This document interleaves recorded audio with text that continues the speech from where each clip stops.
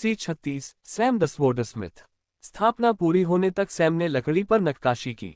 Jack बस दिलचस्पी से देखता रहा। उन दोनों ने एक शब्द भी नहीं बोला। अंत में सभी कर्मचारियों के चले जाने के बाद सैम फोर्जिंग रूम में गया और जैक भी उसके पीछे चला गया। अगर मैं अपने हस्ताक्षर छोड़ दूं तो क्या तुम्हें आपत्ति होगी? जब वे दोनों चल रहे थे तो सैम ने जैक से पूछा।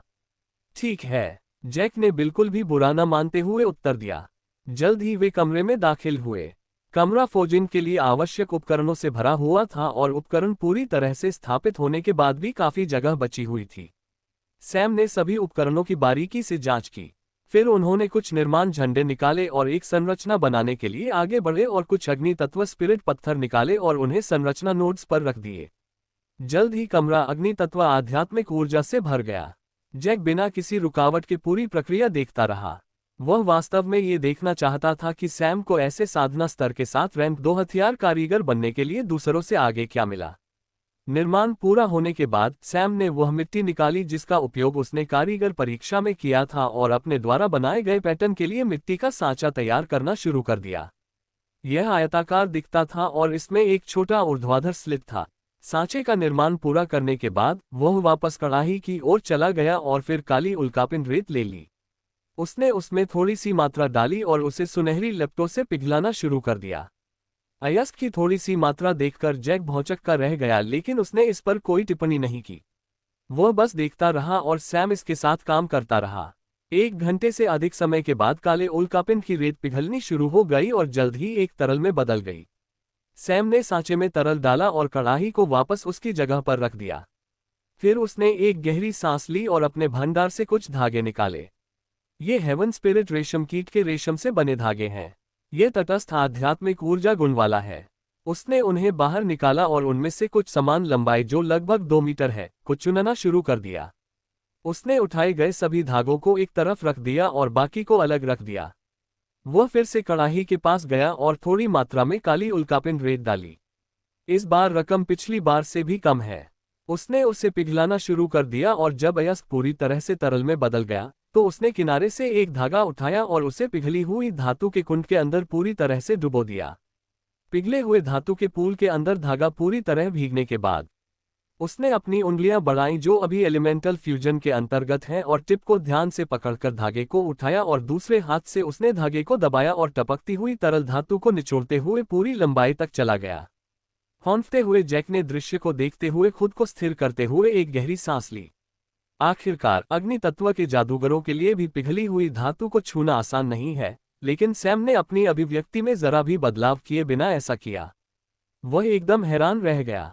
निस्संदेह वह ऐसा इसलिए करेगा क्योंकि वह नहीं जानता था कि सैम मौलिक सम्मेलन का उपयोग कर रहा है। सैम को इस बात की कोई परवाह नहीं थी कि जैक के दिमाग में क्या विचार चल रहे हैं। वह पूरी तरह से इस प्रक्रिया पर ध्यान केंद्रित कर रहा था, जैसे कि प्रत्येक धागे को डुबोया और उन्हें निचोड़ा। उसने सभी धागों को एक तरफ रख दिया और उन्हें ठंडा होने दिया। फिर सैम ने उस मिट्टी को खोदा जिसका उपयोग उसने एक सांचा बनाने के लिए किया था, पूरी खाली जमीन पर, और उसे समतल कर दिया। अब फर्श ऐसा है जैसे वह मिट्टी से ही बना हो। उसने मिट्टी के चारों ओर सीमाएं बनाईं। उसने फिर से काली उल्कापिंड रेत का बैग निकाला और इस बार उसने बैग का 1/3 हिस्सा डाला। ये रकम भी बहुत ज्यादा है क्योंकि बैग में कम से कम 30 किलोग्राम रेत भरी हुई लग रही थी। उसने रेत डाली और उसे पिघलाना शुरू कर दिया। इस बार वह सीधे तौर पर अपने शरीर में आध्यात्मिक ऊर्जा का उपयोग नहीं कर रहा है, बल्कि वह अपने चारों ओर की अग्नि आध्यात्मिक ऊर्जा में हेरफेर कर रहा है जो कि उसके पहले बनाए गए गठन के कारण है। उसने ऐसा इसलिए किया क्योंकि उसके पास सारी धातु को पिघलाने के लिए पर्याप्त ऊर्जा नहीं थी, क्योंकि काले उल्कापिंड के कारण गोल्डन ब्लड बाघ की हड्डियों को संसाधित करना कठिन होता है। जैसे जैसे सैम धातु की रेत की बड़ी गांठ का तापमान बढ़ाता गया, समय बीतता गया और जब तक वह पिघलने के लक्षण दिखाने लगा तब तक सूरज डूब गया। जल्द ही अंधेरा हो गया और धातु पिघलने लगी और जब तक ये पूरी तरह से महीन तरल में बदलने की कगार पर थी, सैम ने गर्मी बढ़ाना शुरू कर दिया। इस समय तक सैम पहले से ही पीला पड़ गया था क्योंकि उसकी बनियान पसीने से भीग चुकी थी। पहले इसे न उतारने के लिए उसने स्वयं को कोसा। जब धातु अंततः तरल के एक पूल में बदल गई तो उसने अंततः लौ को रोक दिया। इस समय तक गठन से प्राप्त आध्यात्मिक ऊर्जा पूरी तरह समाप्त हो गई और सैम भी अपने अंतिम पड़ाव पर है। वह तेजी से आगे बढ़ा और पिघली हुई धातु को एक पतली फिल्म की तरह मिट्टी के फर्श पर सभी जगह समान रूप से डाल दिया। डालने के बाद उसने कड़ाही को वापस उसके स्थान पर रख दिया, कुछ अग्नि आत्मा पत्थर निकाले और आध्यात्मिक ऊर्जा को अवशोषित करना शुरू कर दिया। लगभग 1 घंटे के बाद सैम ने अपनी आंखें खोली और पतली तरल फिल्म की ओर चला गया, जो अब तक लगभग जम चुकी है लेकिन अभी भी बहुत गर्म है। जैसे ही तात्विक सम्मिलन हुआ, उसके हाथ सुनहरी रोशनी में चमक उठे। फिर उसने धातु की शीट को बिल्कुल आधा मोड़ दिया और एक हथौड़ा लिया और शीट को विशाल निहाई पर रखकर उस पर हथौड़ा मारना शुरू कर दिया। सैम अभी आधुनिक धरती पर जापानी तलवारबाजों द्वारा इस्तेमाल की जाने वाली एक पुरानी तकनीक का उपयोग कर रहा है। वह नहीं जानता कि इस दुनिया में इस तकनीक को जानने वाले लोग हैं या नहीं, क्योंकि दुनिया में प्रचलित कुछ पौराणिक कथाएं यहाँ वास्तविक हैं। लेकिन उन्होंने इस तकनीक को बड़ी कठिनाई से सीखा क्योंकि वह इस प्रक्रिया के बारे में उत्सुक थे। उसने अपने पिछले जीवन में आखिरी बचे बूढ़े तलवारबाज पर पकड़ बनाने के लिए बहुत प्रयास किया, जो इस प्रक्रिया को जानता है। आमतौर पर इस विधि का उपयोग जापानी ब्लेड जैसे कटाना और वाकिजाशी, तसुरुगी आदि बनाने के लिए किया जाता है। लेकिन इस तकनीक को सीखने के बाद उन्होंने इसे सामान्य तलवारों के साथ आजमाया और लागू किया और इसने कुछ कौशल के साथ काम किया। इसलिए वह उसी तकनीक का उपयोग कर रहे हैं जिसमें उन्होंने सुधार किया है। इस प्रक्रिया में धातु को परत दर परत मोड़कर और बार बार गर्म होने पर उस पर हथौड़ा मारकर ब्लेड बनाया जाता है। सैम अभी एक हाथ से गर्मी लगा रहा है और दूसरे हाथ से उस पर हथौड़ा मार रहा है और उसने उसे बीच से मोड़ दिया है। परतें कहीं दिखाई नहीं देती क्योंकि उन्होंने इसे क्रूर बल और तकनीक से हथौड़े से ठोका था। नदी के किनारे स्थित हवेली के विस्तृत कमरे में केवल धातु से टकराने की आवाजें सुनी जा सकती हैं, क्योंकि फर्श कांप रहा है। जैक ने सैम को धातु को पीटकर आकार देने के लिए अपनी पूरी ताकत का उपयोग करते हुए देखा। उसकी आंखों में एक नया सम्मान था। वह समझ गया कि सैम को खुद पर गर्व क्यों है। वह ये भी समझ गया कि सैम को दूसरों पर बढ़त क्यों मिली। उसकी तकनीकें अपरंपरागत हैं, उसके काम करने का तरीका अलग है। आमतौर पर कई कारीगर दूसरों के लिए हथियार बनाते समय अत्यधिक शारीरिक श्रम अन्य प्रशिक्षुओं को सौंप देते हैं या सहायता करते हैं। अगर उन्होंने ऐसा किया भी तो वे इसे करने का सबसे आसान और कारगर तरीका सोचेंगे। आखिरकार उनकी स्थिति के साथ कौन सवाल करेगा कि उनका तरीका गलत है? उच्च रैंक के कारीगरों के अलावा, जिन्होंने चुप रहना ही बेहतर समझा क्योंकि उन्हें लगा कि निचले रैंक के लोगों के साथ बातचीत करना उनके अधीन है। लेकिन सैम ऐसा व्यवहार नहीं कर रहा है। उसकी गंभीरता ने उसे अपने अनुरोध के बारे में सोचने पर मजबूर कर दिया। मैं चाहता हूं कि आप सबसे अच्छी तलवार बनाएं। और परिदृश्य को देखते हुए सैम वास्तव में ये कर रहा है। जैक ने सैम की ओर यह सोचकर देखा कि उसका अंतर्ज्ञान सही था। जैक सही था। सैम सबसे अच्छी तलवार बनाने की कोशिश कर रहा है क्योंकि उसने अंतिम 2 तहें बनाई और ब्लेड ने आखिरकार आकार ले लिया। सैम ने असमानता पर हथौड़ा मारा और ब्लेड को उसके जीवन की मार झेलने पर मजबूर कर दिया। विभिन्न आवृत्तियों में ब्लेड पर हथौड़ा चलाने के 1 घंटे के बाद सैम ने ब्लेड उठाया। उसने एक बड़ी कांच की बोतल निकाली जो जानवरों के खून से भरी हुई थी, जिसे उसने परीक्षण मैदान में एकत्र किया था, और फिर पूरे ब्लेड पर समान रूप से डाल दिया। ब्लेड से टकराते ही खूनी गंध और लाल वाष्प के साथ वाष्पित हो गया। गर्मी को धीरे धीरे कम करने के लिए सैम सीधे पानी के बजाय रक्त का उपयोग कर रहा है क्योंकि उसे डर था कि यह फट सकता है, और इसीलिए उसने रक्त का उपयोग किया जिसमें एक निश्चित मात्रा में आध्यात्मिक ऊर्जा भी होती है। वाष्प खत्म हो जाने के बाद जैक को अंततः ब्लेड पर स्पष्ट नजर डालने का मौका मिला। तलवार की एक तरफ सीधी धार होती है और दूसरी धार भी उसके समानांतर होती है, सिवाय इसके कि जब वह अंत तक पहुंचती है तो वह एक वक्र में परिवर्तित हो जाती है क्योंकि इससे तलवार का एक बिंदु बन जाता है। कमरे में रोशन करने वाले उपकरण के नीचे काला रंग हल्की सी चमक दे रहा था। सैम ने संतुष्ट मुस्कान के साथ खून की ओर देखा। फिर उसने ब्लेड को सावधानी से निहाई पर रखा और प्रक्रिया की शुरुआत में पहले बनाए गए सांचे में वापस चला गया। उसने सांचे को ढहा दिया और एक काली धातु की वस्तु निकाली। ये हैंडल है। उसने हैंडल से गंदगी साफ की और शुरू करते ही पीसने वाले पत्थर के पास चला गया। हैंडल गोलाकार क्रॉस सेक्शन वाला है जो नीचे से धीरे धीरे कम होता गया। जंक्शन पर एक तरफ बेहतर दिखने के लिए सैम ने यादृच्छिक रूप से एक जटिल आकार बनाया है और दूसरी तरफ डबल एस प्रतीक है। सैम ने हैंडल को पीसना समाप्त किया और फिर स्लिट को गर्म किया। उसने ब्लेड को अपने हाथों में ले लिया और फिर ब्लेड के निचले हिस्से पर नुकीले उभार को गर्म किया जो हैंडल में जाना चाहिए। उन्होंने उभार को लाल गर्म स्थिति में गर्म किया जहां धातुओं का सम्मिलन संभव है। हैंडल जोड़ने के बाद उसने चेहरे पर एक फीकी मुस्कान के साथ ब्लेड को धीरे धीरे और आसानी से पीसना शुरू कर दिया। जैक ने यह दृश्य देखा और वह स्तब्ध रह गया। सैम ऐसा नहीं लग रहा था कि वह तलवार पीस रहा है, बल्कि वह एक माता पिता की तरह लग रहा था जो अपने बच्चे को तैयार कर रहा हो। उन्होंने ब्लेड को अत्यंत सटीकता और सावधानी से तेज किया, क्योंकि धातु पाउडर को पीछे छोड़ते हुए ब्लेड धीरे धीरे तेज हो गया। धीरे धीरे रात और गहरी होती गई और सैम को बिल्कुल भी ध्यान नहीं आया। यदि उसकी जगह उसी दर्जे का कोई दूसरा कारीगर होता तो वह पहले ही बेहोश हो चुका होता। लेकिन तलवार पर काम करते समय सैम को थकान का बिल्कुल भी एहसास नहीं हुआ। जब अंततः उसका काम पूरा हो गया तो सुबह होने में केवल 1 घंटा बाकी था। जैक ने ब्लेड की ओर देखा जो तेज आभा दे रहा था। जैसे ही वह आगे बढ़ने वाला था, सैम ने उसे रुकने का इशारा किया। अपनी हैरान निगाहों के बीच सैम ने तलवार उठाए और उन धागों को उठाया जिन्हें उसने ठंडा होने के लिए छोड़ा था। तभी जैक को उन धागों की याद आई जो पिघली हुई धातु के अंदर डुबाए जाते हैं। धागे अब पूरी तरह से काले रंग में हैं और जैसे ही जैक ने सोचा कि वे ठोस तार बन गए हैं, जब सैम ने उन्हें उठाया तो उसने उन्हें वास्तविक धागे की तरह गिरते हुए देखा। जैक हैरान था, लेकिन सैम नहीं, क्योंकि उन्होंने एक ऐसी तकनीक का इस्तेमाल किया जो भारतीय पारंपरिक वस्त्रों में व्यापक रूप से उपयोग की जाती थी। भारत में, खासकर दक्षिण भारत के तमिलनाडु के कांचीपुरम में पारंपरिक भारतीय साड़ी काफी प्रसिद्ध है। वे एक ऐसी तकनीक का उपयोग करते हैं जिसमें सोने के धागे बनाने के लिए पारंपरिक रेशम के साथ सोने का उपयोग किया जाता है, जिससे वे साड़ियां बनाते हैं जो मूल्यवान होती हैं और वे आमतौर पर उन्हें कस्टम ऑर्डर के लिए या देवी के लिए प्रसाद के लिए बनाते हैं। सैम ने इन धागों को बनाने के लिए उसी तकनीक का इस्तेमाल किया और निश्चित रूप से वह जैक को इसके बारे में नहीं बताएगा। उसने धागे ले लिए और तलवार को अपनी गोद में रखकर बैठ गया। फिर उसने एक धागा लिया और फिर उसे हैंडल के ऊपर घुमाना शुरू कर दिया और जब तक पूरा हैंडल बन गया तब तक केवल थोड़ी मात्रा में धागा बचा था। सैम संतुष्ट मुस्कान के साथ तलवार को महसूस करते ही उठ खड़ा हुआ। फिर उन्होंने अपनी आध्यात्मिक ऊर्जा का संचार किया और फिर निहाई पर तलवार घुमा दी। तलवार हवा को चीरती हुई सीधे निहाई के आर पार हो गई। कुछ सेकंड की शांति के बाद निहाई का ऊपरी हिस्सा फिसलकर नीचे गिर गया।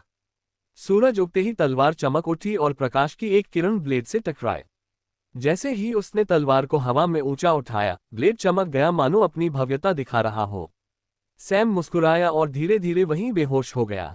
जैक ने तुरंत प्रतिक्रिया करते हुए उसे पकड़ लिया और उसके हाथ से तलवार ले ली। जैसे ही उसने तलवार पकड़ी तो उसे एक अजीब सी अनुभूति हुई। तलवार ऐसी लग रही थी मानो वह कोई शासक हो जो अन्य सभी हथियारों से ऊपर हो। जब उसने इसे हिलाने की कोशिश की तो उसे इसमें हल्का प्रतिरोध महसूस हुआ। उसने गहरी प्रशंसा के साथ सैम की ओर देखा और सोते समय उसके चेहरे पर केवल एक संतुष्ट मुस्कान देखी। C37 Sam the tailor 2। Jack Sam को अपने कमरे में ले गया और उसे अपने बिस्तर पर लिटा दिया और नीचे आ गया।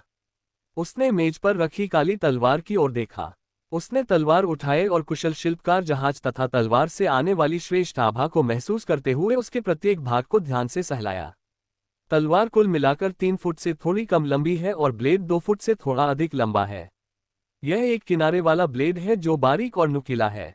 वह इसे बुझाने के लिए इस्तेमाल किए गए जानवर के खून से निकलने वाली आभा को भी महसूस कर सकता है। काली तलवार इतनी सुंदर है कि एक बार देखने पर वह उसे चलाना चाहता है और उसे छोड़ना नहीं चाहता। उसने तलवार घुमाने की कोशिश की और तभी उसे हल्का सा प्रतिरोध महसूस हुआ। तलवार भारी नहीं है, ये करीब 12 किलोग्राम का है, लेकिन खेती करने वालों के लिए यह पंख की तरह हल्का था। लेकिन काले उल्कापिंड हथियार में एक विशेष गुण होता है कि जैसे जैसे इसकी रैंक बढ़ती है धातु का घनत्व बढ़ता जाता है। अब चूंकि यह केवल 2 रैंक पर है इसलिए यह उतना भारी नहीं है। धीरे धीरे समय बीतता गया और जैक ने बस तलवार पकड़ ली और उसके साथ सहज होने के लिए उसे चलाने की कोशिश की और धीरे धीरे प्रतिरोध कम होने लगा। लंबे समय के बाद दोपहर से कुछ घंटे दूर जैक ने सीढ़ियों से कदमों की आवाज सुनी और उसने सैम को अपनी सामान्य शांत अभिव्यक्ति के साथ सीढ़ियों से नीचे चलते देखा। वह नीचे आकर बैठ गया और जैक को बैठने का इशारा किया। दोनों कुछ क्षण मौन धारण कर वहीं बैठे रहे। सैम आखिरकार बोला, क्या ये काफी अच्छा है? सैम ने तलवार की ओर देखते हुए पूछा। जैक ने भी उस पर हाथ उठाया और उसकी तेज धार को महसूस किया। फिर उसने सैम की ओर देखा और कहा, यह उससे कहीं अधिक है जो मैं मांग सकता था। क्या आप निश्चित हैं आप बची हुई काली उल्कापिंड रेत मुझे देना चाहते हैं?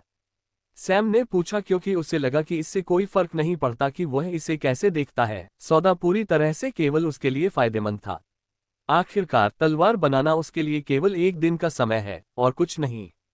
एक दिन के समय के लिए उन्होंने यह नहीं सोचा कि कोई इतना उदार है कि लगभग 20 किलोग्राम से अधिक लेवल 2 उल्कापिंड रेत पेश कर सके। सैम की अभिव्यक्ति को देखते हुए जैक ने फी की मुस्कान के साथ अपना सिर हिलाया और फिर उत्तर दिया, मुझे इससे कोई फायदा नहीं है, लेकिन आप जैसा कारीगर ही इसे असली खजाना बना सकता है। आखिरकार मेरे साथ ये केवल अधिक मूल्यवान रेत होगी। वैसे भी अगर आपको लगता है कि कीमत बहुत अधिक है तो मैं आपसे कुछ पूछ सकता हूँ।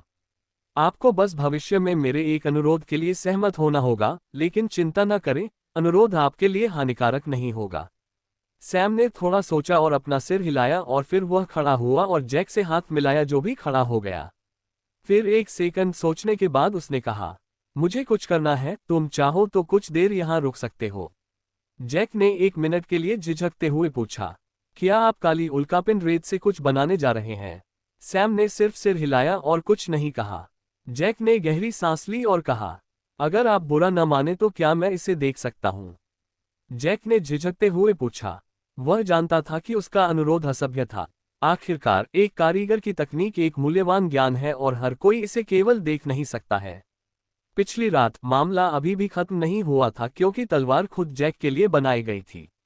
लेकिन आज सैम अपने निजी इस्तेमाल के लिए कुछ काम कर रहे हैं, इसलिए जैक के लिए इसे देखना वास्तव में उचित नहीं है।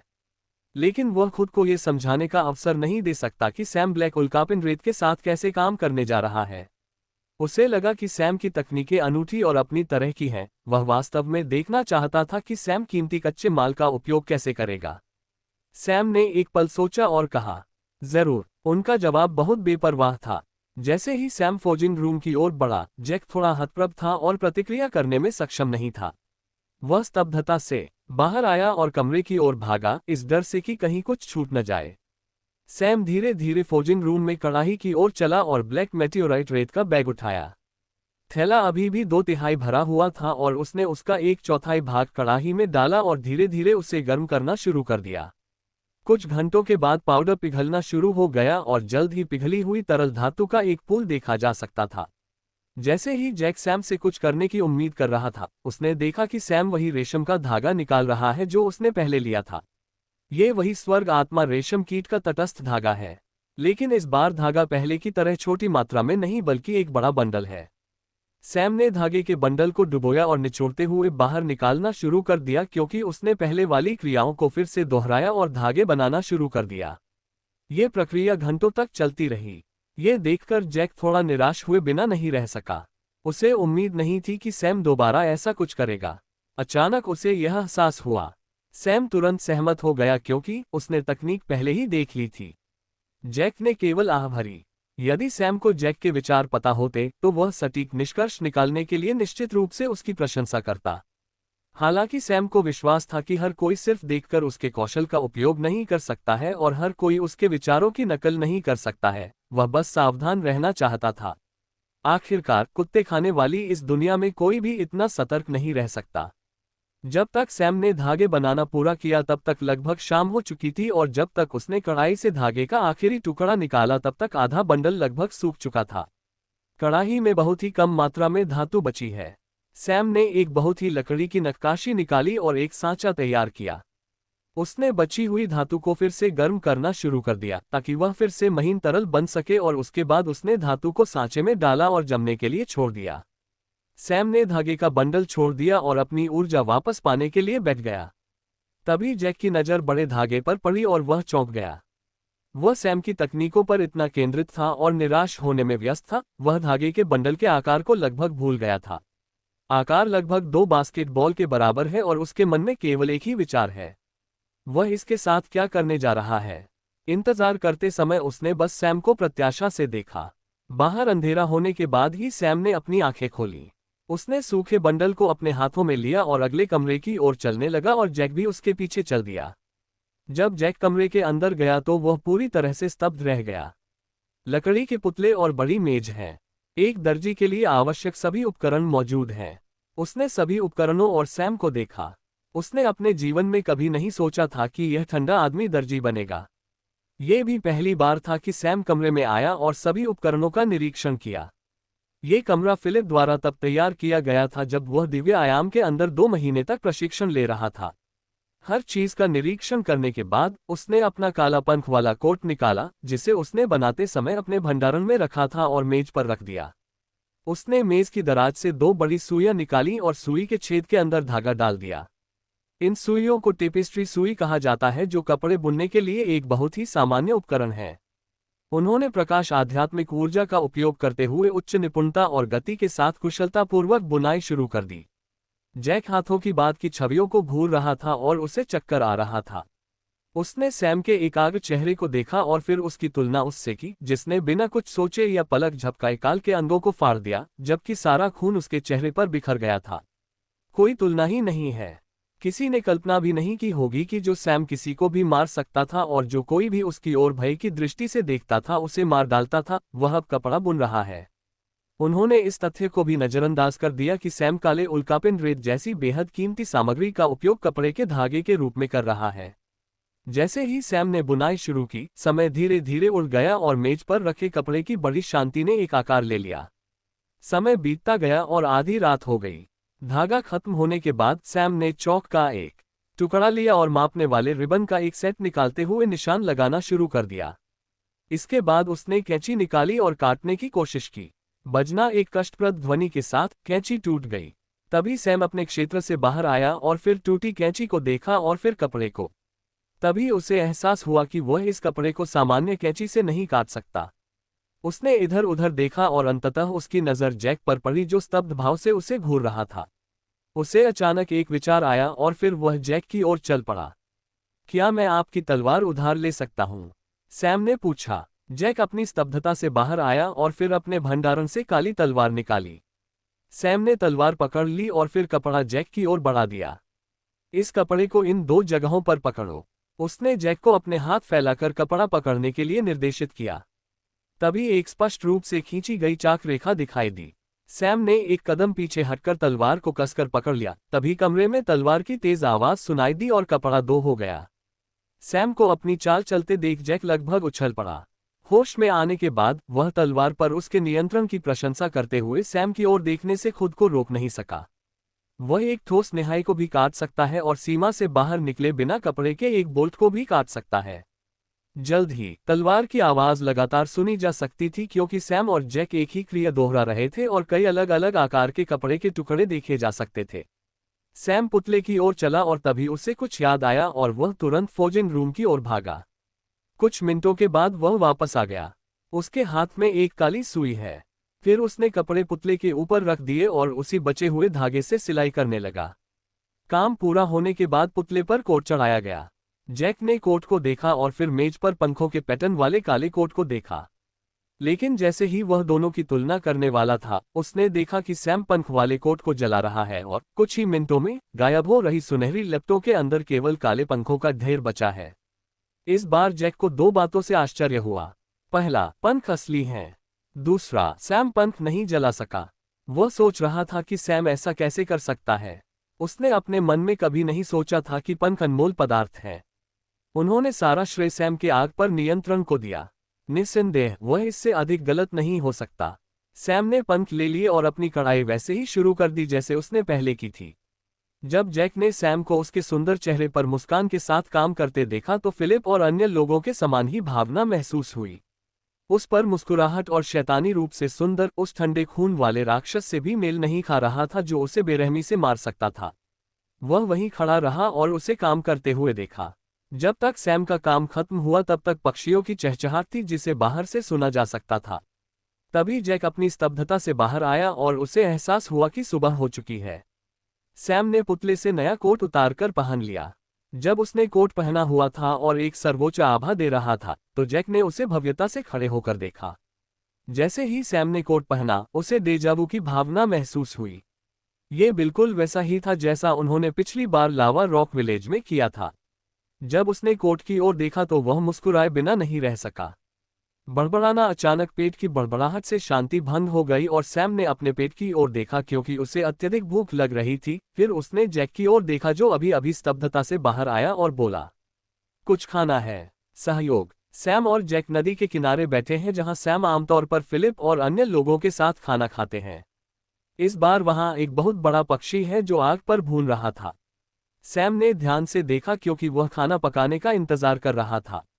हालांकि वह इसे सुनहरी लिप्टों के साथ तेज कर सकता था, लेकिन खुली आग पर मांस भूनते समय प्रतीक्षा करने का अनुभव वास्तव में अच्छा है। सैम, मैं तुम्हारे साथ एक सौदा करना चाहता हूँ। जैक ने चुप्पी तोड़ी। वो क्या हो सकता है? सैम ने पक्षी को पलटते हुए पूछा। क्या आपको और अधिक उल्कापिंड रेत की आवश्यकता है? इस पंक्ति ने सैम का ध्यान पूरी तरह से खींच लिया। वह जैक की ओर मुड़ा और गंभीर भाव से उसकी ओर देखा। आपके पास अधिक है? उसने पूछा। नहीं, लेकिन मैं एक ऐसी जगह जानता हूं जहां आप इसे पा सकते हैं। जैक ने उसी शांत स्वर में उत्तर दिया। मुझे आप पर विश्वास क्यों करना चाहिए? सैम ने थोड़ा सावधानी से पूछा। काली उल्कापिंड रेत स्वयं एक प्रमाण है। यही वह है जो इसे और अधिक संदिग्ध बना रहा है। भले ही आपके और मेरे मन में कोई शिकायत न हो, आपके पास इसके साथ मुझे फंसाने के कुछ और इरादे हो सकते हैं। आखिरकार, यदि आप वास्तव में उस स्थान को जानते हैं जहां उल्कापिंड की रेत है, तो आप एक उच्च स्तरीय कुलीन परिवार या उससे भी बेहतर शाही परिवार के साथ एक सौदा कर सकते हैं। आप अपना जीवन विलासिता में जी सकते हैं। आप इस तरह एक पिछड़े शहर में क्यों आएंगे और उस बहुमूल्य संसाधन का उपयोग करके मेरे साथ एक सौदा करेंगे? सैम ने स्पष्ट रूप से कहा।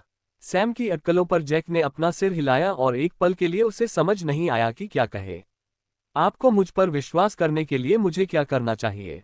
ज्यादा कुछ नहीं, बस मुझे पूरे मामले की सच्चाई बताओ। तुम मेरे साथ सौदा क्यों करना चाहते हो? तुम्हें ये काली उल्कापिंड रेत कहाँ से मिली और तुम्हें इतना यकीन कैसे है कि किसी स्थान पर उल्कापिंड रेत है और ऐसा कैसे हुआ आपको ये पता है? सैम के सवाल सुनकर जैक थोड़ा झिझका और आखिरकार एक फैसले पर पहुंचा। मुझे नहीं पता कि अगर मैं तुम्हें सच बताऊंगा तो तुम मुझ पर विश्वास करोगे या नहीं, लेकिन चूंकि तुमने पूछा है, मैं तुम्हें बता दूंगा। मेरे पिता मूल रूप से शाही राजधानी से हैं। वह एक बार एक समूह के साथ एक अभियान पर गया था। उस समय समूह छोटे से द्वीप पर गया और फिर बड़ी मात्रा में सभी प्रकार की उल्कापिंड रेत की खोज की। मेरे पिता और समूह के अन्य सदस्य इसे पाकर बहुत खुश हुए और सभी ने थोड़ी मात्रा में एक प्रकार की उल्कापिंड रेत ली और फिर एक समझौता किया कि सभी को द्वीप को गुप्त रखना चाहिए और वे सभी केवल एक बार ही वापस आ सकते हैं। किसी भी संदेह को दूर करने के लिए एक ही समय में एक छोटी राशि लेने के लिए वर्ष। उन्होंने आत्मिक शपथ ली और अगली बार मिलने पर सहमति बनाकर सभी अपने अपने रास्ते निकल पड़े। लेकिन उन्हें नहीं पता था कि उनके साथ पहले ही धोखा हो चुका है। उनमें से एक व्यक्ति ने शपथ लेने से पहले ही अपने संगठन को खबर भेज दी थी। उन्होंने पहले ही समूह के बाकी सदस्यों पर कुछ ट्रैकर जादू कर दिया और अगले ही दिनों में उनका शिकार कर लिया। लेकिन मेरे पिता ने पहले से ही कुछ तैयारियां कर ली थीं, जैसे कि वह मेरी माँ और मेरे साथ मिलकर तैयार हुए थे। लेकिन वे फिर भी हमारा पता लगाने में कामयाब रहे और उन्होंने दुश्मनों से लोहा लिया और मुझे और मेरी माँ को भागने दिया। फिर मेरी माँ मुझे लेकर गांव भाग गई। जो काली उल्कापिंड रेत मैंने कल निकाली थी, वही रेत मेरे पिता के पास से गुजरी थी। जैक ने थोड़ा उदास महसूस करते हुए कहा।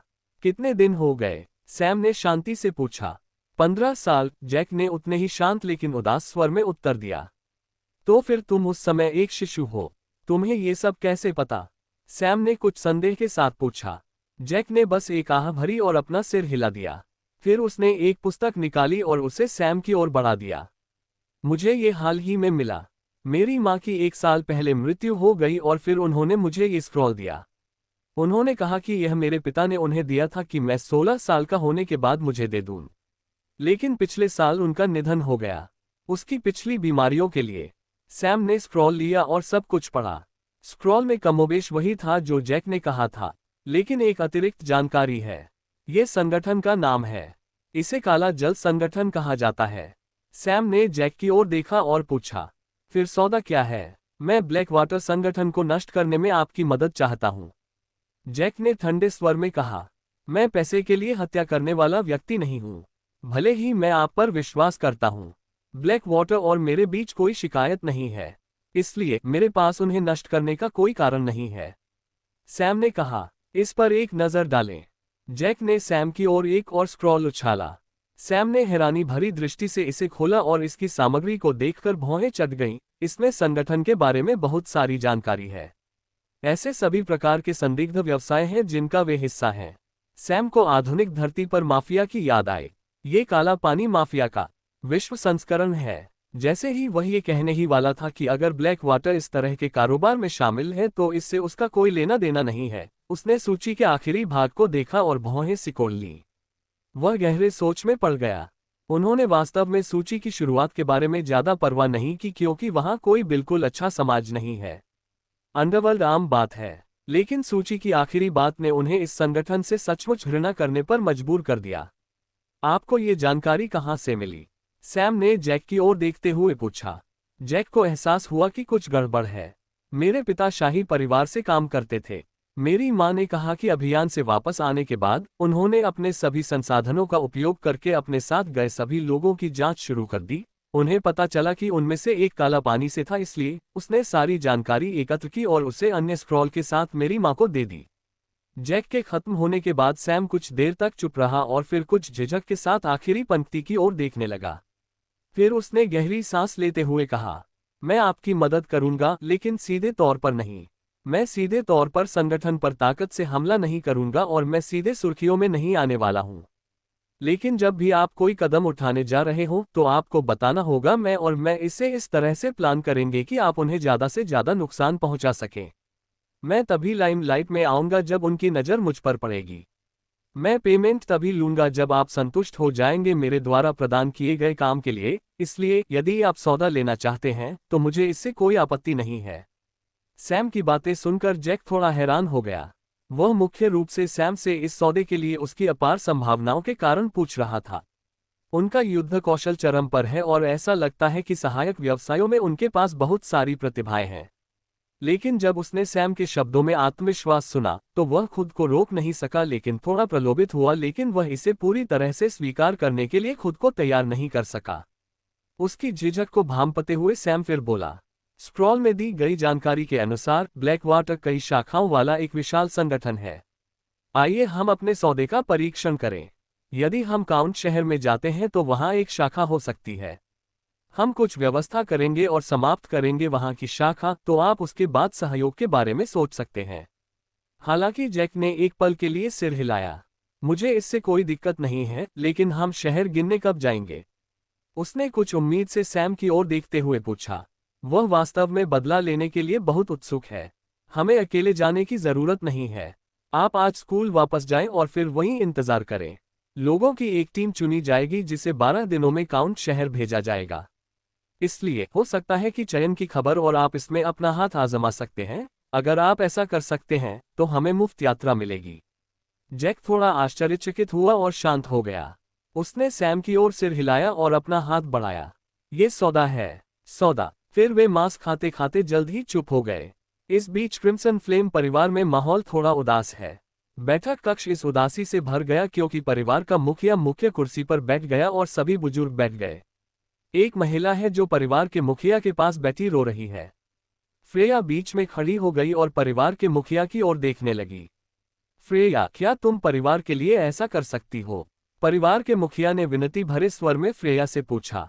नहीं पिताजी, मैंने आपसे पहले ही कहा था कि उस पर कोई कदम न उठाएं। आपने इनकार कर दिया और लोगों को उसकी हत्या करने के लिए भेजा।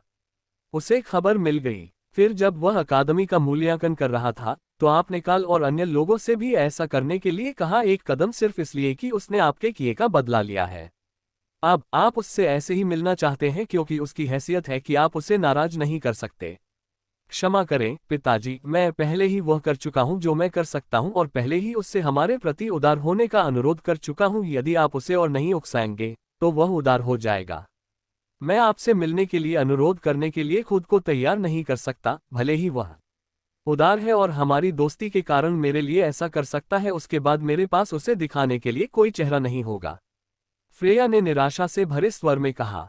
फ्रेया, तुम ऐसा कैसे कह सकती हो? तुम्हें हमारे परिवार के लिए कुछ करना होगा। बगल के एक बुजुर्ग ने सुझाव दिया। और मुझे ऐसा क्यों करना चाहिए? मैं वह नहीं हूं जिसने गंदगी फैलाई है। आप सम्मानित बुजुर्गों ने ऐसा किया है और आपके पास मुझे सफाई करने के लिए कहने का मौका है। सपने देखिए, उसने कहा और बिना किसी हिचकिचाहट के चली गई। एक जवान लड़की द्वारा डांटे जाने पर सभी बुजुर्ग शर्मिंदा दिखे। कैसे अफसोस की बात है। हमने काल जैसी प्रतिभा को खो दिया है और हमने ऐसी राक्षसी प्रतिभा के साथ अच्छे संबंध बनाए रखने का मौका भी खो दिया है। और इससे भी बदतर, हमने उसे नाराज कर दिया है। स्थिति के बारे में सोचते ही बगल से किसी ने आह भरी। हो सकता है कि अकादमी के लोगों को पहले से ही यह पता था। यही कारण है कि उन्होंने काल को बचाने के लिए बड़ों को नहीं भेजा। एहसान करते समय वे वास्तव में सावधानीपूर्वक होते हैं। नहीं, उन्होंने जानबूझकर बड़ों को उसे बचाने से नहीं रोका। ऐसा लगता है कि वे बिल्कुल भी सक्षम नहीं हैं। अचानक परिवार के मुखिया ने पूरे कमरे को शांत करते हुए कहा। आपका क्या मतलब है? परिवार का मुखिया मूल्यांकन के निर्णायक अकादमी के बुजुर्ग नहीं बल्कि कुछ और हैं। एक और नियम है जिसका उल्लेख प्रिंसिपल ने नहीं किया क्योंकि यह कई वर्षों से आदर्श बन गया है कि नियम लागू किया गया था और इसकी आवश्यकता नहीं थी। लेकिन काल और अन्य लोगों के कारण इस नियम का प्रयोग काफी समय बाद किया गया।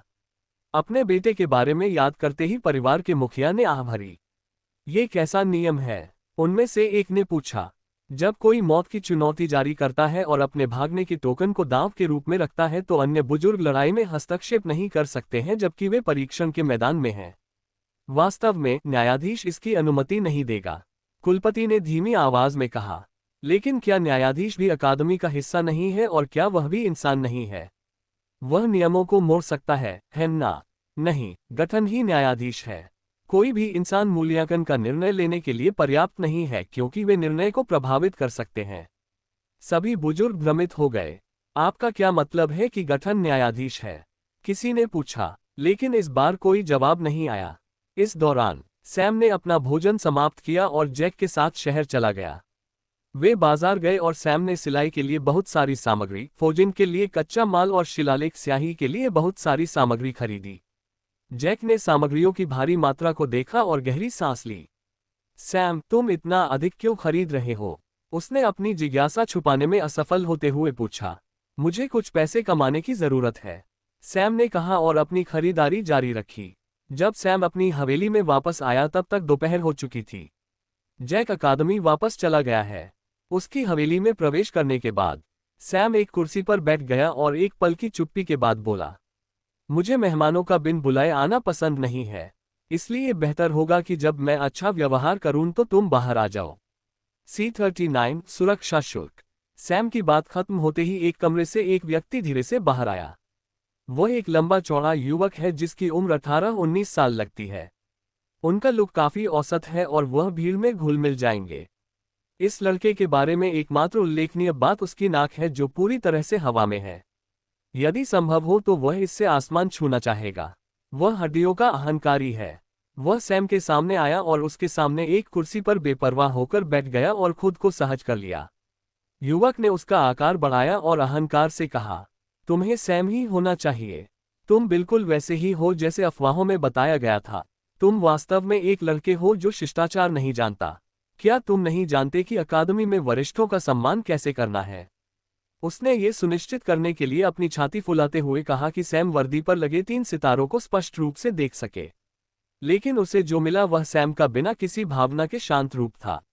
वैसे भी मैंने सुना है कि आप एक कुशल कारीगर, शिलालेख मास्टर और फॉर्मेशन मास्टर हैं। मैं चाहता हूं कि आप मेरे लिए कुछ शिलालेख बनाएं। मैं चाहता हूं कि वे आक्रमण प्रकार, रक्षा प्रकार के हों। मुझे कुछ बेकार चीजें मत दीजिए। चूंकि आप अग्नि विशेषता के साथ एक अनुचर योद्धा जादूगर हैं, आपको अग्नि प्रकार के शिलालेख बनाने होंगे और मुझे उनमें से प्रत्येक में कम से कम 50 भाले चाहिए। मैं एक योद्धा हूं, इसलिए मैं इसका उपयोग करूंगा। इसलिए सुनिश्चित करें कि मैं अपना काम ठीक से करूं। इस पर कुछ शिलालेख भी बनाए। एल्बर्ट ने सैम की ओर देखने की भी जहमत नहीं उठाए और जो चाहे कह दिया। सैम ने भी उसे नहीं रोका, वह बस साथ चला गया। एल्बर्ट ने जारी रखा, मैं तुम्हें 1 सप्ताह का समय दूंगा, उसने कहा और फिर जाने के लिए मुड़ा। इंतजार। जैसे ही एल्बर्ट ट्रैक पर रुका, सैम ने कहा, क्या आपको कोई आपत्ति है? ये सुरक्षा शुल्क है जो मैं अकादमी में आपकी देखभाल के लिए एकत्र कर रहा हूं। आखिरकार आप नहीं चाहेंगे कि जब आप अपने आवास में हो तो कोई नौसिखिया जादूगर या कोई नौसिखिया योद्धा आपके पास आए। तुम्हें तुम्हारी हवेली में मारने की कोशिश की जा रही है, ठीक है? बेहतर होगा कि तुम ध्यान से सोचो। एल्बर्ट ने मुस्कुराते हुए धमकी दी। वास्तव में आप कौन हैं? सैम ने आंखों में ठंडी चमक के साथ पूछा। क्या तुम सचमुच अपने रुतबे से दबाव डालना चाहते हो? मैं एल्बर्ट हूँ। मैं फार्मास्यूटिकल टावर के मुखिया का बेटा हूँ। तुम किसी के भी सामने अपने रुतबे का दिखावा कर सकते हो।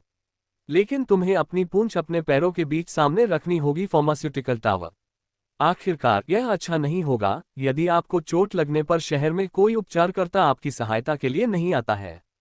हवेली से बाहर निकलते हुए उसने मजाकिया मुस्कान के साथ कहा। उसे इस बात का अंदाजा भी नहीं था कि सैम उसे अस्वीकार कर देगा। सैम अपने प्रस्थान को गहन उपेक्षा की दृष्टि से देख रहा है।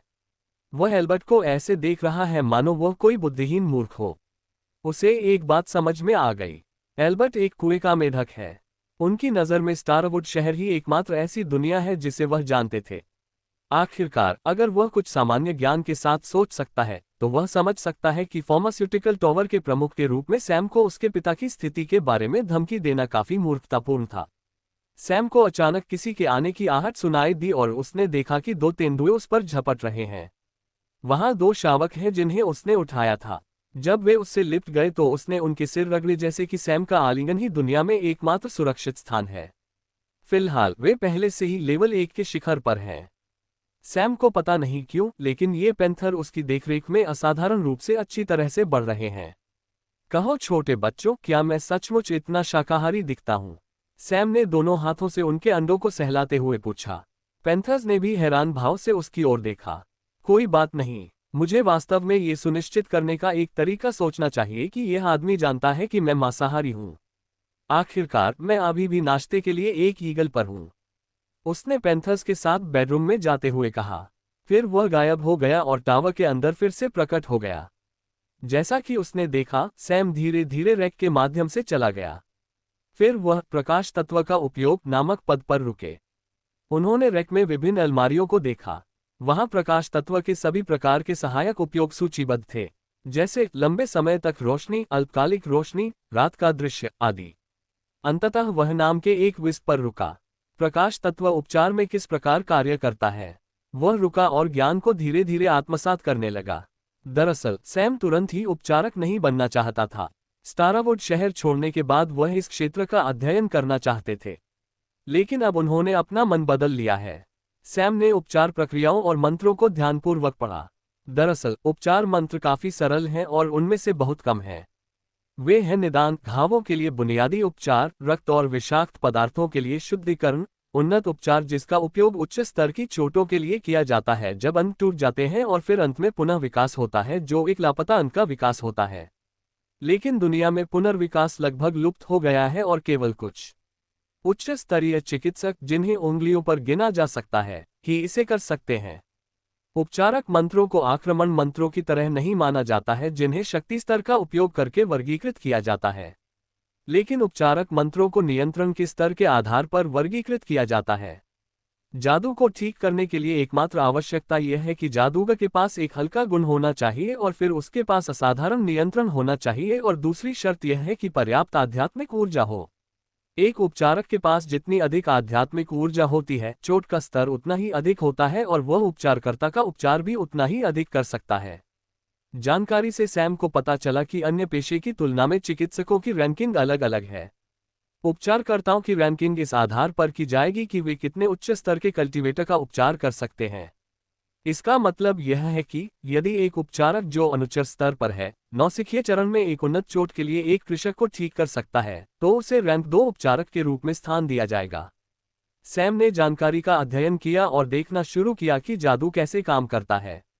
उन्होंने एक एक करके हर मंत्र का अवलोकन और विश्लेषण किया। थोड़ी देर बाद सैम को सभी मंत्रों में कुछ समानता दिखाई दी। सभी मंत्र आध्यात्मिक ऊर्जा के नियंत्रण पर निर्भर हैं और शरीर में पहले से मौजूद कोशिकाओं की जीवन शक्ति को उत्तेजित करके माइटोटिक विभाजन को प्रेरित कर रहे हैं। मूल रूप से एक मानव शरीर बहुत सारी कोशिकाओं से बना होता है जो माइटोटिक विभाजन से बनते हैं, जो एक कोशिका से शुरू होता है और यह एक निश्चित चरण तक पहुंचने के बाद बंद हो जाएगा और केवल थोड़ी मात्रा में ही होगा, जैसे कि त्वचा पर कुछ छोटे घावों को ठीक करते समय। लेकिन यह माइटोटिक विभाजन एक नया अंग या अंग बनाना बंद कर देगा क्योंकि वे स्थिर हो जाएंगे। जीवन शक्ति से भरपूर प्रकाश मौलिक ऊर्जा कोशिकाओं को निष्क्रिय अवस्था से बाहर कर देगी और उपचार की दर को बढ़ाएगी। सैम ने अपनी आंखें खोलीं और दूसरी मंजिल पर जाकर सिमुलेशन वातावरण में अभ्यास करना शुरू कर दिया। वह एक ही स्थान पर निश्चल खड़े होकर अपनी तात्विक ऊर्जा पर नियंत्रण का अभ्यास करता रहा। धीरे धीरे समय बीतता गया और वह अभ्यास करता रहा और जल्द ही 15 दिन टावर के अंदर बीत गए और केवल 1.5 दिन टावर के बाहर गुजरा। सैम अंततः संतुष्ट भाव के साथ टावर से बाहर आया और शांति से अपने बिस्तर पर सो गया। अगले दिन सुबह सैम बड़बड़ाने के अलावा कुछ नहीं कर सका। 3 दिन बीत चुके हैं और नीलामी में केवल 2 दिन बचे हैं और वह थोड़ा निराश होने से खुद को नहीं रोक सका। वह शहर छोड़ने से पहले इस अवसर का उपयोग शहर में भाग्य बनाने के लिए करना चाहता था, लेकिन अब वह थोड़ा कम ही कमा पाते हैं। जब सैम नीचे आया और यह सोच रहा था कि इस बार अधिक पैसे कमाने के लिए क्या करना चाहिए क्योंकि उसने पैंथर्स के साथ खाना खाया, तो उसने बिन बुलाए मेहमानों का एक और समूह देखा। लेकिन इस बार वह थोड़ा गंभीर महसूस करने से खुद को नहीं रोक सका। उसने देखा कि 2 अधेड़ उम्र के आदमी खिड़की से उसकी हवेली की ओर आ रहे हैं। वे आर्टिसन टावर प्रमुख और क्रिम्सन फ्लेम परिवार प्रमुख हैं। जब वे हवेली में दाखिल हुए तो सैम ने कुछ नहीं कहा और दोनों व्यक्तियों को ठंडी नजर से देखा। सर सैम, मुझे आपसे कुछ चर्चा करनी है, लेकिन क्रिम्सन फ्लेम परिवार के मुखिया को भी कुछ महत्वपूर्ण बात करनी है। यदि आप अपना थोड़ा समय निकाल सकें, कारीगर टावर प्रमुख ने मधुर स्वर में कहा। लेकिन सैम ने कुछ नहीं कहा और बस उन्हें बैठने का इशारा किया। जैसे ही वह बैठा, क्रिम्सन फ्लेम परिवार का मुखिया बोला, सर सैम, मुझे पता है कि आपके और हमारे परिवार में मतभेद हैं। अपने लालच के कारण लोगों को आपके पीछे भेजना मेरी गलती थी और परीक्षण में आपके जीवन के पीछे जाना काल की गलती थी। मैं जानता हूं कि हमें माफ करना आसान नहीं है, लेकिन मुझे अभी उम्मीद है कि आप इस बार उदार हो सकते हैं। यदि आप किसी को दंड देना चाहते हैं तो आप मुझे दंड दे सकते हैं। कृपया मेरे परिवार को किसी तरह बाहर छोड़ दें। उसने इधर उधर नहीं कहा और सीधे माफी मांगी। उसकी आवाज बहुत धीमी थी और उसकी सारी ऊर्जा खत्म हो गई थी। वह वास्तव में ईमानदार है। सैम ने बस एक ठंडी मुस्कान दी और कहा, सर, क्या आप गलती कर रहे हैं? एक निम्न स्तर का तुच्छ कृषक आपकी माफी कैसे स्वीकार कर सकता है? हालांकि उनके शब्द विनम्र हैं, फिर भी वे उपहास से भरे हुए थे। परिवार के मुखिया को समझ नहीं आ रहा था कि क्या कहे। यदि आप वास्तव में अपनी ईमानदारी दिखाना चाहते हैं तो मेरा एक अनुरोध है। मैं एवरग्रीन परिवार में अगली मासिक नीलामी में कुछ वस्तुओं की नीलामी करने जा रहा हूं। मुझे आशा है कि परिवार का मुखिया मुझे संरक्षण दे सकता है। सैम ने कुछ सोचने के बाद कहा, वह इस अवसर का उपयोग कुछ पैसे कमाने के लिए करने की कोशिश कर रहा है। भले ही वह उससे जबरन वसूली कर सकता है, लेकिन वह वास्तव में ऐसा नहीं करना चाहता था और इतना नीचे गिर गया। इस तरह वह कम से कम फ्रेया को कुछ चेहरा तो दे सकता है। उन्होंने जो किया उसके बाद वह क्रिम्सन फ्लेम परिवार को अकेला नहीं छोड़ सकते, लेकिन वह सीधे तौर पर फ्रेया के कारण परिवार को खत्म नहीं कर सकता। भले ही उनका रिश्ता गहरा नहीं है, लेकिन वह वास्तव में इस जीवन में बनाए गए पहले दोस्तों को इतनी खटास के साथ नहीं छोड़ना चाहता था। क्रिम्सन फ्लेम परिवार का मुखिया ये खबर सुनने के बाद बहुत खुश हुआ। उसने वास्तव में नहीं सोचा था कि मामला पैसे से हल हो सकता है। आखिरकार वह सबसे बुरी स्थिति के लिए तैयार था जहां सैम उसे बिल्कुल भी माफ नहीं करेगा। वह खड़ा हुआ और राहत की सांस लेते हुए जाने से पहले सैम को धन्यवाद दिया। फिर सैम ने आर्टिसन टावर हेड की ओर देखा। सर सैम, बात सिर्फ इतनी है कि एक महत्वपूर्ण मुद्दा है, इसीलिए मैं आपको परेशान करने आया हूं। अन्यथा मैं आपको परेशान करने की हिम्मत नहीं कर पाता, टावर हेड ने जल्दी से समझाया। सैम ने शांति से उसकी ओर देखा और कहा, बस इसे खत्म करो। हाँ, काउंट शहर के आर्टिसन टावर से एक नोटिस आया है। आमतौर पर जब कोई प्रतिभाशाली कारीगर होता है तो तत्काल वरिष्ठ आर्टिसन टावर उसकी सराहना करने और बेहतर माहौल में जाने की पेशकश करने के लिए उससे मिलने आएगा। काउंटी शहर का आर्टिसन टावर भी किसी को भेजना चाहता है, इसलिए मैं आपके कार्यक्रम की पुष्टि करने के लिए यहाँ हूँ। टावर प्रमुख ने अपना उद्देश्य बताया। सैम ने एक पल के लिए सोचा और कहा, मैं कुछ दिनों में काउंट शहर जाऊंगा। मैं खुद टावर का दौरा करूंगा। उन्हें यहाँ आने की जरूरत नहीं है। टावर हेड ने कुछ नहीं बोला और बस सिर हिला दिया। वह स्पष्ट रूप से टूर्नामेंट के बारे में जानता था और पहले से ही सोचता था कि सैम पहले ही टीम में जगह बना चुका होगा। तो फिर मैं छुट्टी ले लूंगा। उसने विदा ली और जैसे ही वह आगे बढ़ने वाला था, सैम ने उसे रोक दिया। इंतजार, सर सैम, क्या आपके पास कोई चीज है जिसमें मैं आपकी मदद कर सकता हूं? उसने कुछ उम्मीद से पूछा। वह वास्तव में अपने रिश्ते को सुधारना चाहता है। क्या आप फार्मास्यूटिकल टावर के टावर हेड और उनके बेटे एल्बर्ट को जानते हैं? सैम ने अनौपचारिक स्वर में पूछा। एल्बर्ट का जिक्र आते ही टावर हेड तुरंत समझ गया। सर सैम, क्या उस लड़के एल्बर्ट को आपसे कोई परेशानी है? मैं चाहता हूं कि आप मेरे लिए उसके साथ एक बैठक की व्यवस्था करें। बेहतर होगा अगर यह टावर में ही एक आश्चर्यजनक मुलाकात हो। सैम ने सवाल टालते हुए कहा। टावर हेड ने कुछ देर सोचा और सिर हिलाया। मैं देखूंगा कि मैं क्या कर सकता हूं। मैं आपको कल विवरण भेजूंगा, उन्होंने कहा और विदा ली। फिर सैम ने उसे विदा किया और सामान का ढेर बाहर निकाला जो उसने 2 दिन पहले खरीदा था और खुद से कहा, अब नीलामी की तैयारी करने का समय आ गया है। बैठक। सैम अब टावर की दूसरी मंजिल के अंदर है। चूंकि इसका उपयोग खेती के अलावा किसी अन्य चीज के लिए किया जा सकता है, इसलिए वह अब इसका उपयोग अपने सामान बनाने के लिए कर रहा है। अभी वह एक शिलालेख वृत्त बना रहा है और यह वृत्त आपका सामान्य प्रथम श्रेणी का शिलालेख नहीं है, बल्कि यह प्रथम श्रेणी के शिलालेख निर्माण वृत्त के लिए है। सकल के केंद्र में सैम ने एक लबादा डाला जो ज्वलंत डिजाइन के साथ लाल रंग का है। ये पुरुषों के लिए वह वस्त्र है जिसे उन्होंने बनाया है। उन्होंने हेवन स्पिरिट रेशम कीट का उपयोग किया जो अग्नि तत्व ऊर्जा के साथ विकसित हुआ और उस रेशम का उपयोग इस वस्त्र को बनाने के लिए किया। बागा ज्यादातर लाल रंग का है और कढ़ाई से ऐसा संकेत मिलता है मानो यह आग की लपटों से जल रहा हो। उसने चक्र पूरा किया और नोट बिंदु पर गया। उसके लिए आध्यात्मिक ऊर्जा स्तर का समर्थन करने के लिए एक संरचना भी निर्धारित की गई है। सैम ने आध्यात्मिक ऊर्जा में हेरफेर किया और इसे जटिल शिलालेख सकल में डालना शुरू कर दिया। पूरा घेरा जगमगा उठा और केंद्र की ओर एकत्रित होने लगा। जैसे जैसे शिलालेख करीब आता गया, संरचना के अंदर ऊर्जा का स्तर भी कम होने लगा। जल्द ही शिलालेख पूरी तरह से तैयार हो गया, जैसा कि बागे के अंदर दिखाई दिया। इस समय तक सैम पहले ही फर्श पर गिर चुका था और अत्यधिक पसीना बहाते हुए जोर से हाँफ रहा था। अपनी सांसें थमने के बाद वह खड़ा हुआ और बागे की ओर बढ़ा और फिर उसे पहन लिया।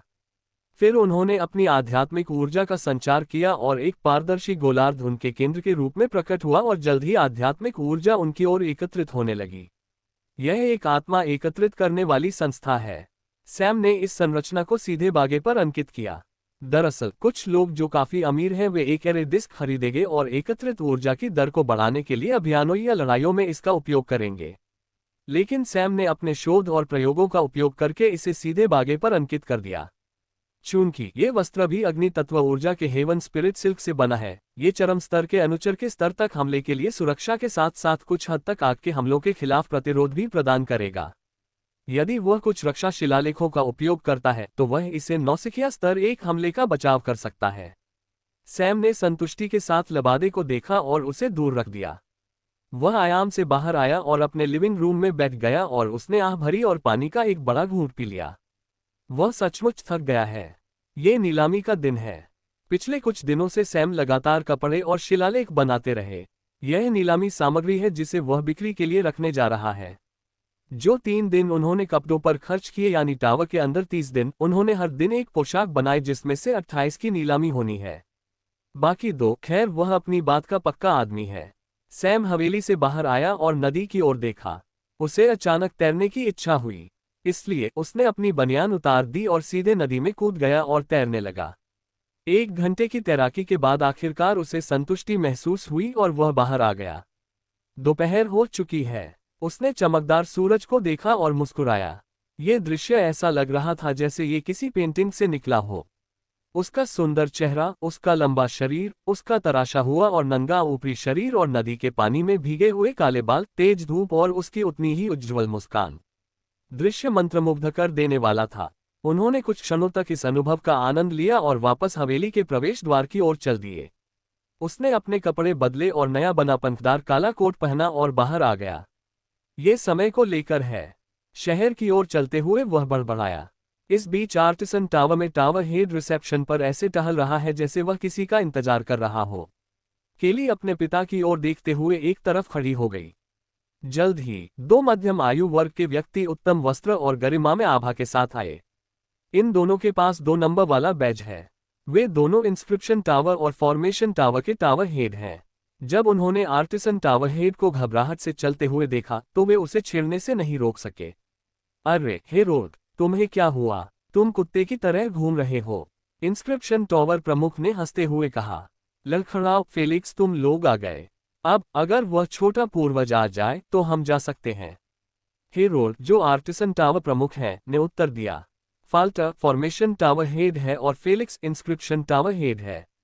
चूंकि इन लोगों की स्थिति कमोबेश एक जैसी है, इसलिए वे स्वाभाविक रूप से दोस्त हैं और उनके बीच कुछ लेन देन भी है।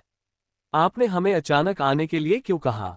फेलिक्स ने पूछा। ऐसा लग रहा था कि अल्फ्रेड का बेटा एल्बर्ट सैम को नाराज कर रहा था, इसलिए उसने मुझसे बात करने के लिए अल्फ्रेड के साथ एक आश्चर्यजनक मुलाकात की व्यवस्था करने के लिए कहा।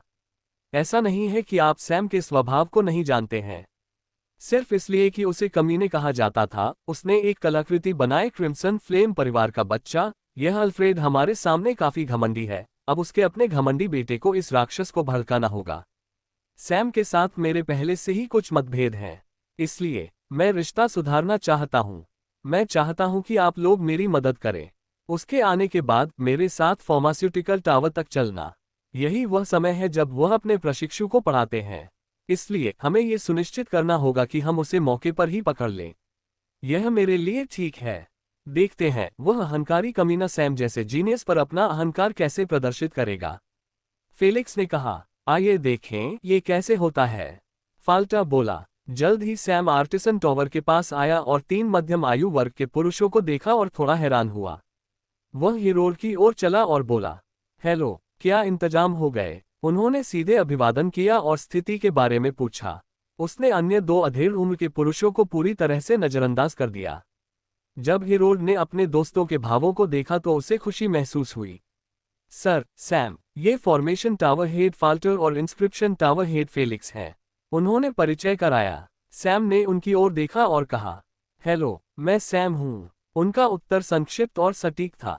उनकी आवाज शांत और संयमित थी। वास्तव में उन्होंने उनके साथ बिल्कुल भी वरिष्ठों जैसा व्यवहार नहीं किया। दोनों बुजुर्गों को थोड़ा अजीब महसूस हुआ क्योंकि वे अपने हर जूनियर से मिलने वाले फूलों भरे शब्दों के पूरी तरह से आदी हो गए थे। अब केवल उन्हें ही महसूस हुआ कि किसी सचमुच सक्षम व्यक्ति से मिलना कैसा होता है। क्षमतावान लोग दूसरों के अधीन कार्य नहीं करेंगे। सर सैम, वे दोनों हमारे साथ फार्मास्यूटिकल टावर तक जाएंगे। इस समय अल्फ्रेड अपने प्रशिक्षु को पढ़ा रहे होंगे या ग्राउंड फ्लो की देखरेख कर रहे होंगे।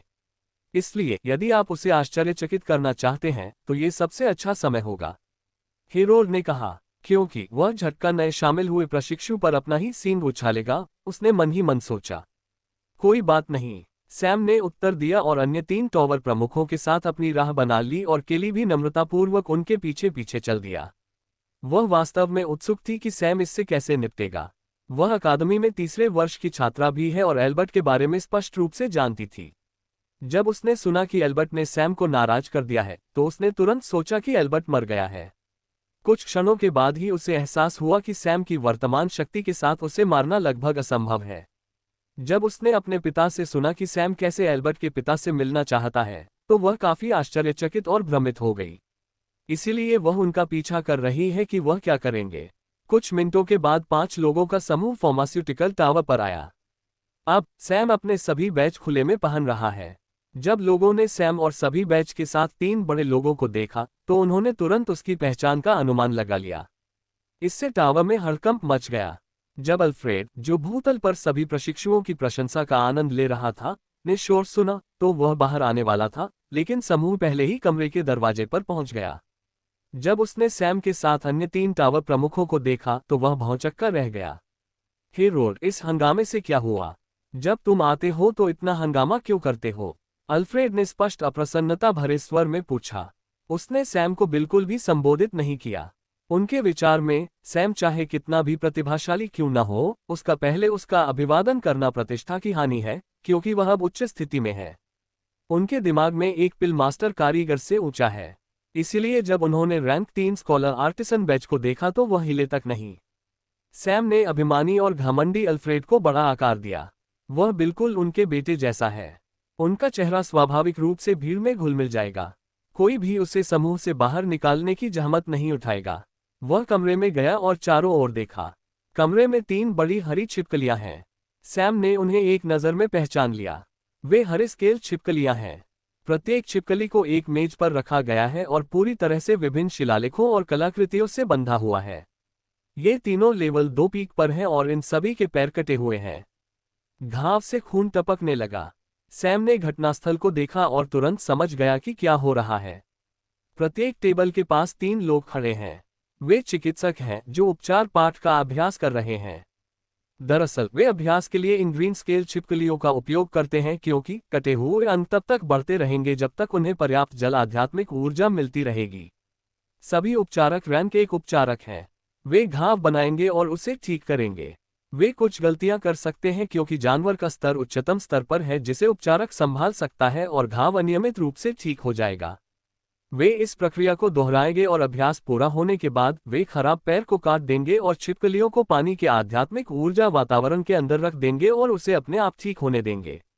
हालांकि इसमें काफी समय लग सकता है, लेकिन चिकित्सकों को इसकी कोई परवाह नहीं थी। जब सैम बंधी हुई छिपकलियों की ओर चला तो उसने उन्हें देखते हुए देखा। हालांकि वह निर्दयी है, फिर भी उससे लगा कि बिना किसी विशेष शत्रुता के जानवरों पर अत्याचार करना अभी भी उसके अधीन है। वहां खड़े सभी चिकित्सक तुरंत चले गए और अल्फ्रेड के पीछे खड़े हो गए। सैम की ठंडी नजर देखकर उन्हें लगा कि उनके रोंगटे खड़े हो गए हैं।